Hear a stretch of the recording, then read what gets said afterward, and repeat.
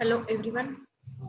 In today's lecture, we are going to study the next point, which is ambiguity in context-free grammar. Okay, so in last lecture, we just studied about the leftmost derivation tree and rightmost derivation tree. Okay, which are the types of derivations. That means we can generate the strings by using the tree structure. Okay, which is called as derivation tree or a parse tree. Okay, so in this lecture we are studying about the ambiguity in context-free grammar. Okay, so a CFG is ambiguous if one or more terminal strings have multiple leftmost derivations from the start symbol. The deterministic context-free grammars are always unambiguous.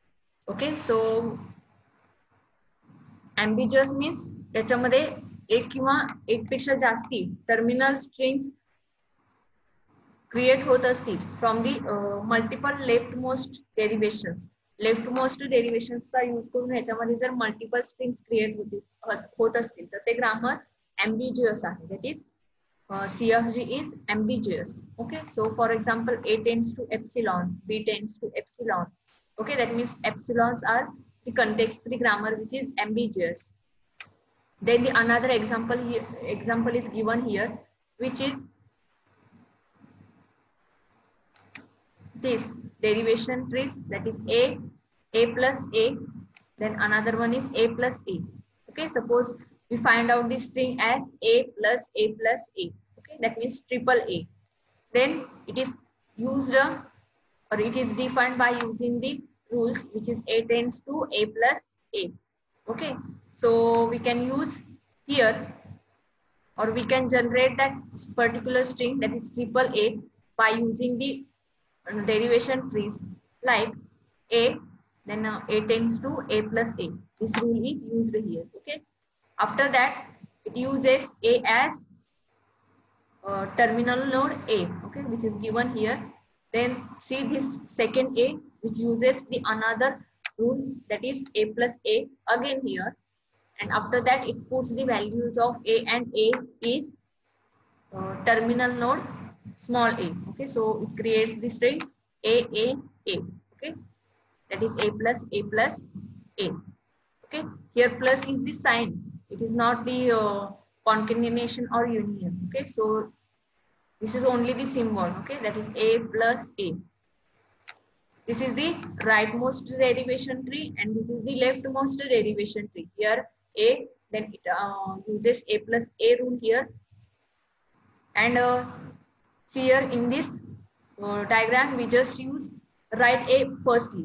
Okay, or we can derive the right A here, and in this diagram we derive the left A here. Okay, so it uses A plus A, and this A get the terminal node small a, and that this 2A are again derived to terminal node A, and the string which is generated from both the diagrams is A plus A plus A.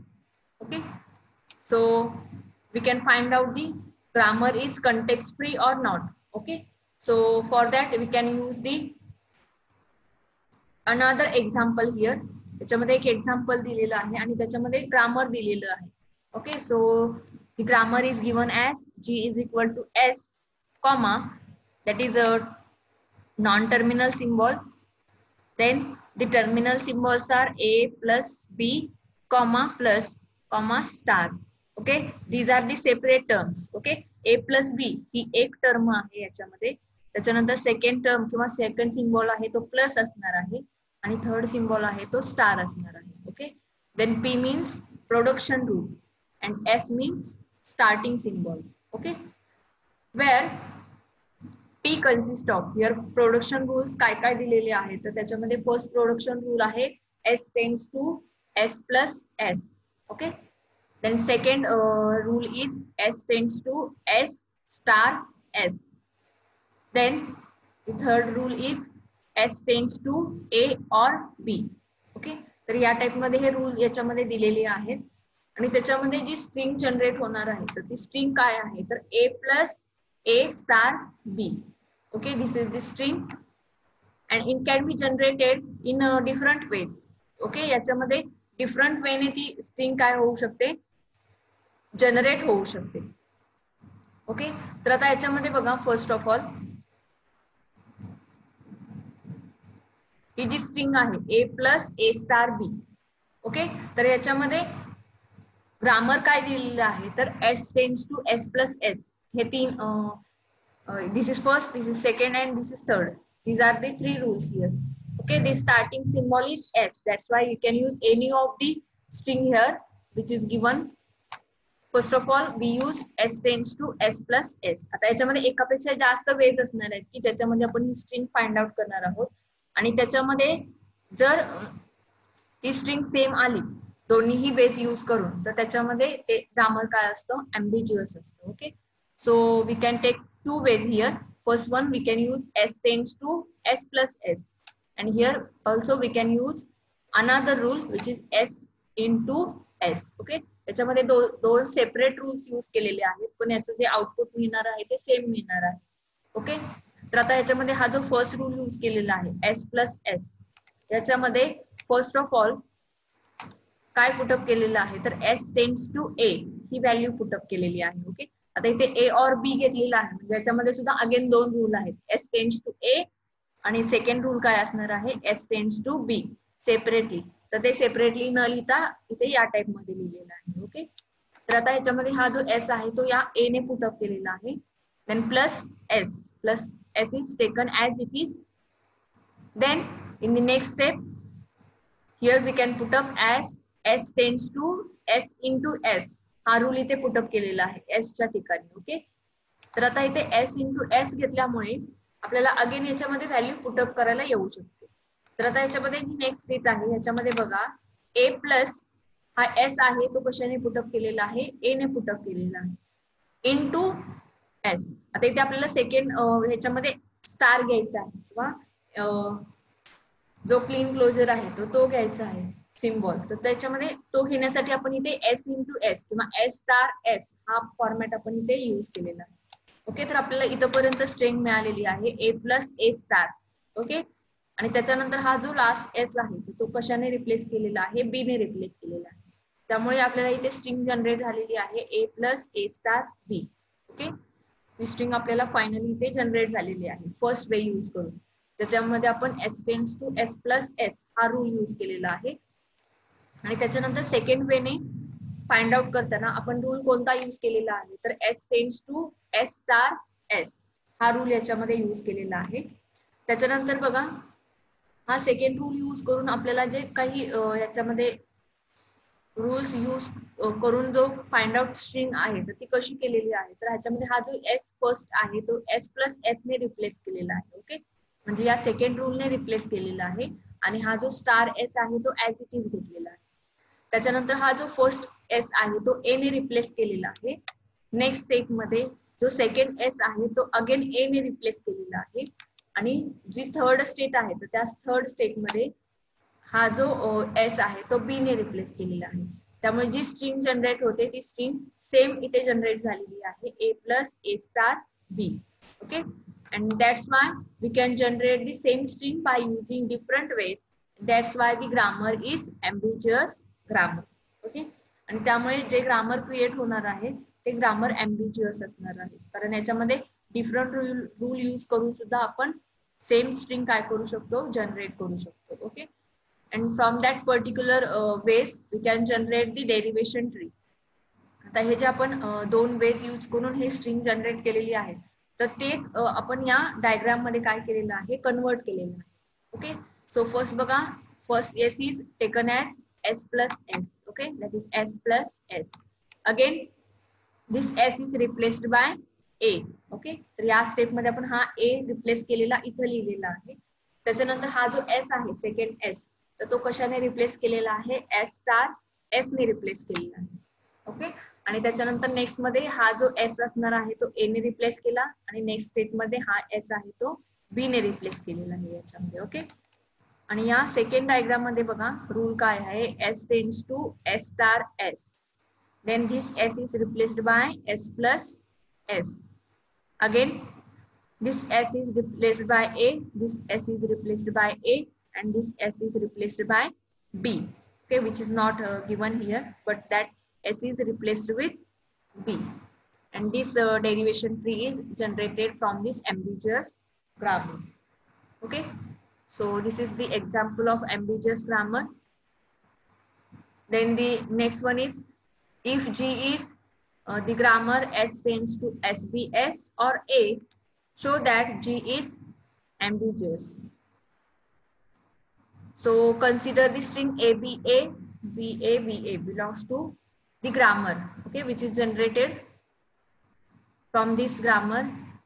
Then we get two derivation trees for the string, thus G is ambiguous. Okay, आता याच्यामध्ये जर दोन role use करून आपल्याला जर left most किंवा right most दोन्ही टाईपचे जरी याच्यामध्ये डेरिव्हेशन ट्रीज यूज केले आणि त्याच्यामधून जर सेम स्ट्रिंग जनरेट होत असेल तरी सुद्धा ते ग्रामर काय असतं, ambiguous असतं. Okay, so in this diagram we can take this string, that is ABA BABA. Okay, so by drawing the derivation tree we can use these two rules here and generate the string here, that is A B. Here just check it out, A B A B A B A. Okay, from this second diagram, see here,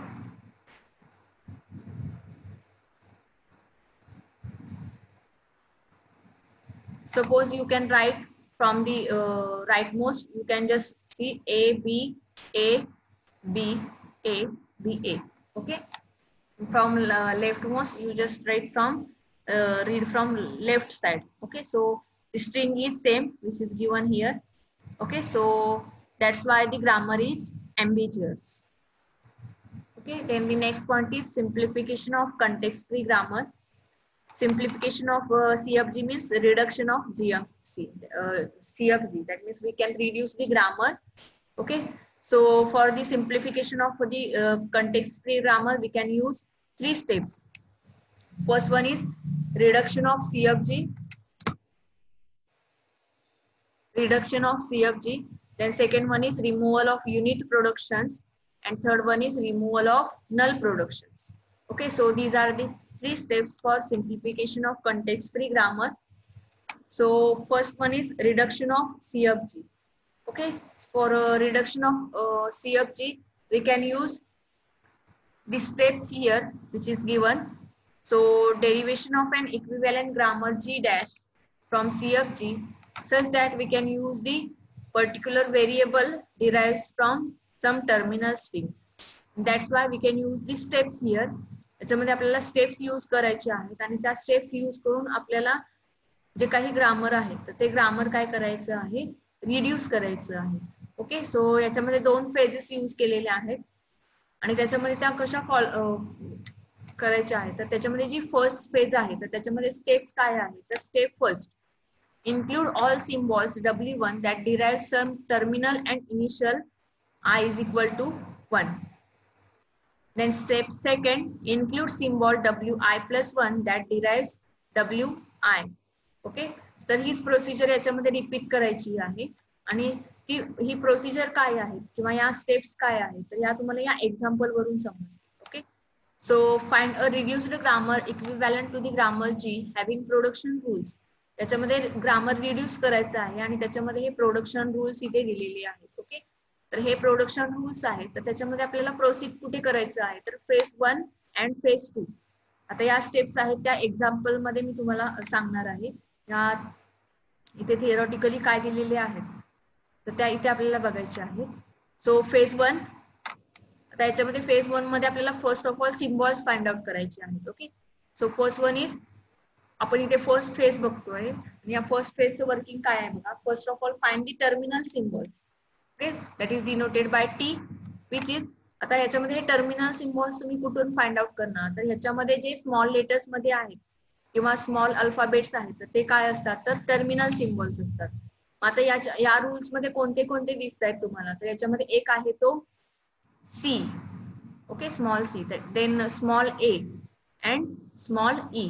That's why first of all write it as terminal symbols are A, C, E. Okay, The next one, set W1 includes all symbols which are derived from terminal symbols. आता याच्यामध्ये असे symbols find out करायचे आहेत की जे terminal symbols पासून derive झालेले आहेत. ओके, म्हणजे जे नॉन टर्मिनल्स असतात तर ते कशामध्ये येणार आहेत तर W1 मध्ये येणार आहेत. ओके, आता W1 मध्ये हे टर्मिनल सिम्बॉल्स कोणते कोणते आहेत, सॉरी नॉन टर्मिनल सिम्बॉल, तर त्याच्यामध्ये एक आहे तो ए, दुसरा असणार आहे सी आणि तिसरा असणार आहे E. Okay, which are derived from terminal symbols, that is W1.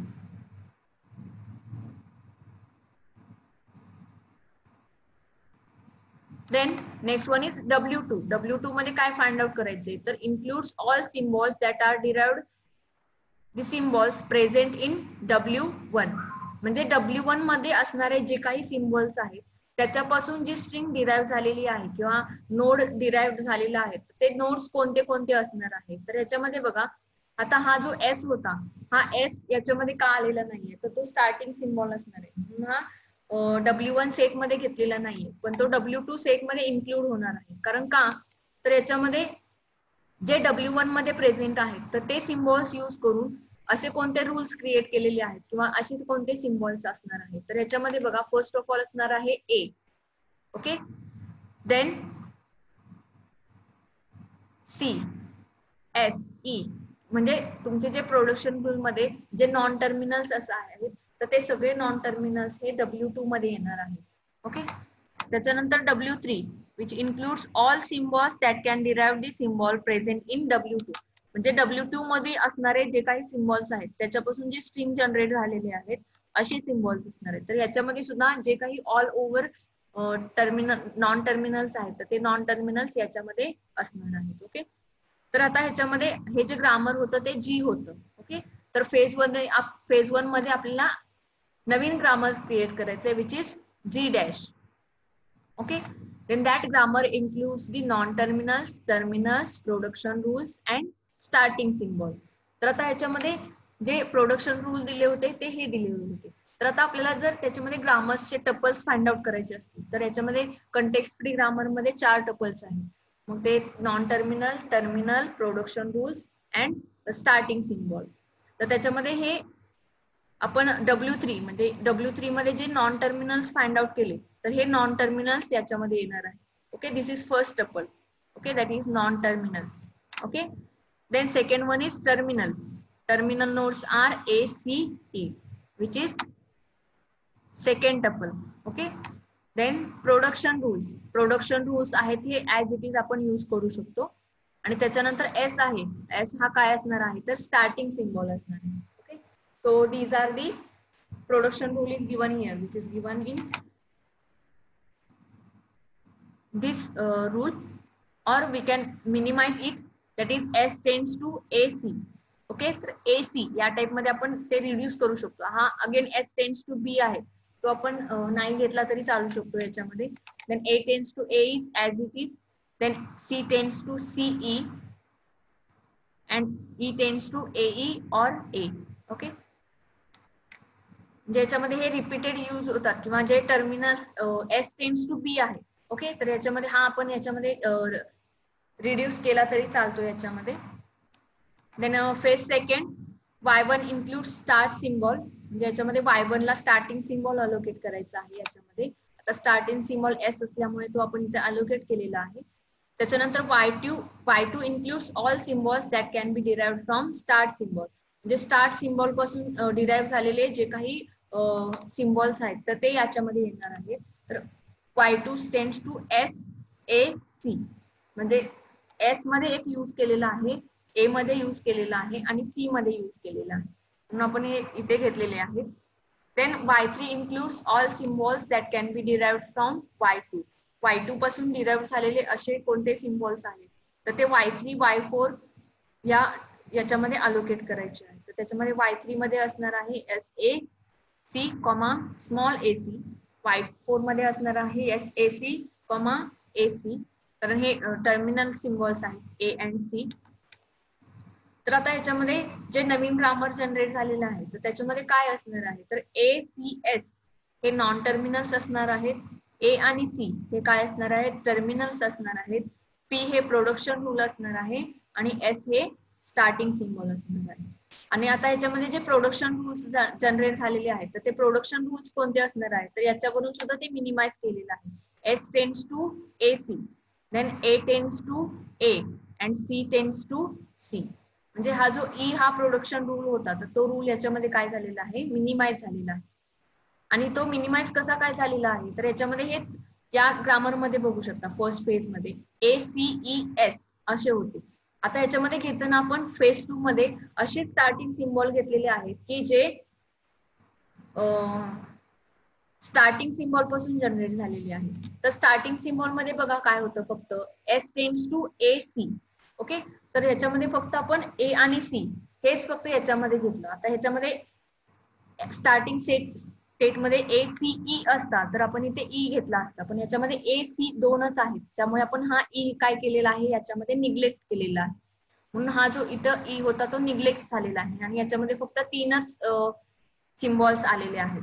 Okay, आणि त्याच्यानंतर जे नेक्स्ट सिम्बॉल आहे की ज्याच्यामध्ये डिराईव्ह झालेले आहेत जे रूल्स असतील तर त्याच्यामध्ये सिम्बॉल्स कोणते कोणते आहेत तर हे जे दोन रूल्स बघितले तर याच्यामध्ये ऍडिशन कोणते कोणते होणार आहे तर याच्यामध्ये हा जो स्मॉल A आहे आणि हा स्मॉल C आहे तर ते दोन याच्यामध्ये फक्त इन्क्लूड झालेले आहेत. ओके, आणि त्याच्यामुळे हा जो ईचा जो प्रोडक्शन रूल होता तर तो रूल याच्यामध्ये मिनिमाइज झालेला आहे. त्याच्यानंतर जे ग्रामर जनरेट झालेलं आहे ते रिड्यूस्ड ग्रामर याच्यामध्ये जनरेट झालेला आहे. ओके, सो याच्यामध्ये या फेजेस यूज करून आपण ग्रामर काय करू शकतो, रिड्यूस करू शकतो किंवा सिम्प्लिफिकेशन करू शकतो. Okay, so this is the first simplification of context free grammar, and in that it uses the 3 steps, which is reduction of CFG, then a removal of unit production, and next one is removal of null production. Okay, तर आपण आता जो step बघितली ती होती reduction of context free grammar. याच्यामध्ये second example सुद्धा इथं तुम्हाला दिलेलं आहे, ते तुम्ही सॉल्व्ह करून बघू शकता. त्याच्यानंतर आहे second removal of unit production. Unit प्रोडक्शनचा रूल यूज करून ते ग्रामर आपण कसं रिड्यूस करू शकतो. किंवा त्याच्यामध्ये थर्ड आहे reduction of removal of null production. Okay, removal of unit production and removal of null production. आता याच्यामध्ये युनिट प्रोडक्शन मध्ये काय करायचं आहे तर any production rule of the form A tends to B where AB belongs to non terminals is called unit production. Okay, तर आता याच्यामध्ये A tends to B असेल तर त्याच्यामध्ये हे काय असतं तर युनिट प्रोडक्शन असतं. तर आता हे प्रोडक्शन रिमूव्हल करायचं असेल तर त्याच्यासाठी काय करायचं असतं तर to remove A tends to B, add production A tends to X to the grammar rule whenever B tends to X occurs in the grammar, and after that delete the A tends to B. Okay, जर A tends to B remove करायचं असेल तर त्याच्यामध्ये A tends to X and B tends to X हे occur व्हायला हवं. त्याच्यामध्ये मग आपण A tends to B हे काय करू शकतो, डिलीट करू शकतो. ओके, तर आता ह्याच्यामध्ये हे या पर्टिक्युलर एक्झाम्पल दिलेलं आहे. तर आता ह्याच्यामध्ये Y tends to Z and Z tends to M and M tends to N हे युनिट टर्मिनल्स आहेत. ओके, तर आता हे टर्मिनल्स जर याच्यामध्ये रिड्यूस करायचे असतील तर त्याच्यामध्ये काय केलेलं आहे बघा, हे युनिट प्रोडक्शन आहे. तर हे प्रोडक्शन मिनिमाइज करायचे आहे तर याच्यामध्ये काय केलेलं आहे बघा, N tends to A आहे याच्यामध्ये. ओके, ऑलरेडी तर N tends to A present आहे तर मग याच्यामध्ये M tends to A add केलेला आहे. इथे बघा A tends to B delete करायचं आहे. ओके, म्हणजे M tends to N delete करायचं असेल तर M tends to A, N tends to A दोन्ही प्रेझेंट असायला. तर याच्यामध्ये already N tends to A आहे म्हणून याच्यामध्ये M tends to A add केलेलं आहे. ओके, तर हे दोन रूल याच्यामध्ये ऍड झाले. Then M tends to A आहे याच्यामध्ये we add Z tends to A, कारण इथे Z आणि M हे दोन हा सुद्धा प्रोडक्शन रूल प्रेझेंट आहे, युनिट प्रोडक्शन रूल. आता हा रिमूव्ह होऊ शकतो M tends to N. आता आपल्याला हा जर रिमूव्ह करायचा असेल तर ऑलरेडी याच्यामध्ये M tends to A present आहे, याच्यामध्ये ऍड काय करायचा Z tends to A. हा प्रोडक्शन रूल याच्यामध्ये आपण ऍड करू शकतो. ओके, आता याच्यामध्ये अजून आहे Y tends to Z. Okay, म्हणजे आता हा जर Z tends to A present असेल तर आपल्याला ऍड काय करावं लागेल, Y tends to A add करावं लागेल. Okay, see here and after that the rules are here. जे फायनल रूल्स याच्यामध्ये क्रिएट होणार आहेत ते हे रूल्स याच्यामध्ये जनरेट होणार आहेत. म्हणजे याच्यामध्ये हे जे काही स्टेप्स होत्या किंवा हे जे काही रूल्स होते त्याच्यामध्ये हे आपण रिमूव्हल घेतलेलं आहे आणि ज्या बाकीच्या स्टेप्स असणार आहेत त्या ऍज इट इज राहणार आहेत. म्हणजे हे बघा S tends to X Y, okay, हा रूल ऍज इट इज आहे. एक्स टेन्स टू ए हा रूल ऍज इट इज आहे याच्यामध्ये. Then Y tends to Z और बी हा रूल सुद्धा सेम आहे. पण ह्याच्यामध्ये रिमूव्हल काय झालं तर Z tends to M, M tends to N and N tends to Y tends to Z हा रूल याच्यामध्ये मिनिमाइज झालेला आहे. आणि त्याच्यानंतर जे ग्रामर जनरेट होणार आहे तर ते फायनल ग्रामर असणार आहे याच्यामध्ये. Okay, so this is the second step for simplification of grammar. And third one is removal of null production. Okay, तर आता रिमूव्हल ऑफ नल प्रोडक्शन म्हणजेच काय तर याच्यामध्ये ज्या नल व्हॅल्यूज असतात तर त्या नल व्हॅल्यूज याच्यामध्ये काय करू शकतो आपण रिमूव्ह करू शकतो. तर आता याच्यामध्ये ह्या व्हॅल्यूज रिमूव्ह करायच्या असतील तर त्याच्यामध्ये 3 स्टेप्स आहेत. To remove A tends to epsilon looks for all production whose right side contains A. आता याच्यामध्ये या स्टेप्स काय आहेत तर या एक्झाम्पल थ्रू बघा याच्यामध्ये काय आहेत. तर आता याच्यामध्ये जे काही फर्स्ट आहे तर याच्यामध्ये ए टेन्स टू एप्सिलॉन आहे, बी टेन्स टू एप्सिलॉन आहे. या 2 व्हॅल्यूज प्रेझेंट आहेत तर त्या आपल्याला यामधून काय करायच्या आहेत रिमूव्ह करायच्या आहेत. तर त्याच्यामध्ये फर्स्ट बघा to eliminate A tends to epsilon ही जर टर्म रिमूव्ह करायची असेल तर याच्यामध्ये काय करायचं आहे तर first of all S tends to A B C D हा जो प्रोडक्शन रूल आहे तर तो रूल इथे घेतलेला आहे. Okay, then replace each occurrences of A in each of this production with epsilon. Okay, आता याच्यामध्ये त्याचे ऑकरन्सेस घ्यायचे किंवा कॉम्बिनेशन्स घ्यायचे. तर ते कॉम्बिनेशन्स आपण कसं घेऊ शकतो. एक असणार आहे ए बी सी, कोणत्याही फॉर्मॅट मध्ये आपण घेऊ शकतो. Then second one is B A C और बी सी, या टाइप मध्ये कोणताही आपण ऑकरन्सेस याच्यामध्ये घेऊ शकतो. Then replace this with another rule where we can take it as a tends to a or a tends to a. तर या टाइप मध्ये आपण ते काय करू शकतो एलिमेंट करू शकतो. तर इथे एप्सिलॉन न घेता आपण इथे काय करणार आहोत.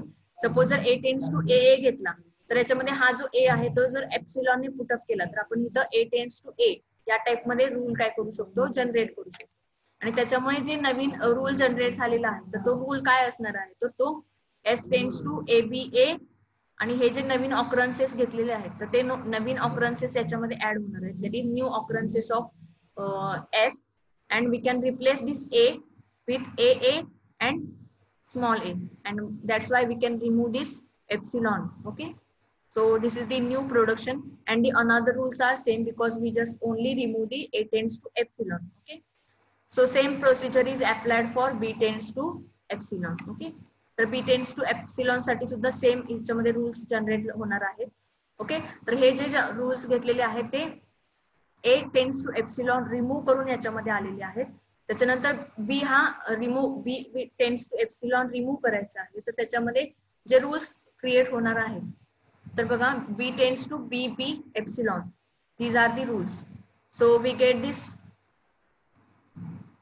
rule here or we get any of the occurrences from the grammar, that is s tends to grammar which is present here and replace this b with the small b. That's why the new grammar is generated which is given here. Okay, तर हे जे grammar आहे ते grammar इथे दिलेलं आहे तुम्हाला. Okay, so b tends to b b or b, या टाइप मध्ये हे रिप्लेसमेंट याच्यामध्ये केलेलं आहे. Okay, so these are the 3 steps for simplification of grammar or a reduction of grammar. So first one is reduction of CFG, then second one is removal of unit production and third one is removal of null production. Okay, so from the example you can use any of the step here for the reduction of the grammar, depends upon the example. Okay, so this is our today's lecture point, which is simplification of grammar and ambiguity of grammar. Okay, so in the next lecture we are going to study about the normal forms. Okay, so if there are any problem related to this lecture then say me. And practice the example which is given at the end of the book, okay, and solve that particular examples, okay.